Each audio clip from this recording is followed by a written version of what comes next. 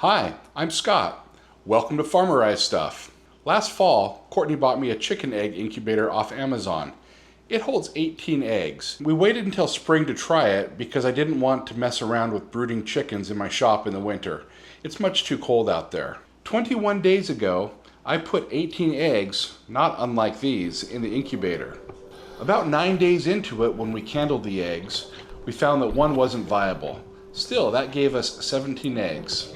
Fast forward to 21 days, they're hatching. It started this morning about 5:30. We heard little teeny peeps. Then, before we knew it, there were chickens pecking their way out of the shells. It's about 5:30 in the afternoon right now. I think we've got 7 or 8 in the incubator. They're all doing pretty well. We still have some eggs we're waiting to hatch. We're probably going to hold off until tomorrow morning before we put them in the brooder box. Here's the newest hatchling. It takes a lot of effort to put its head up and even walk around.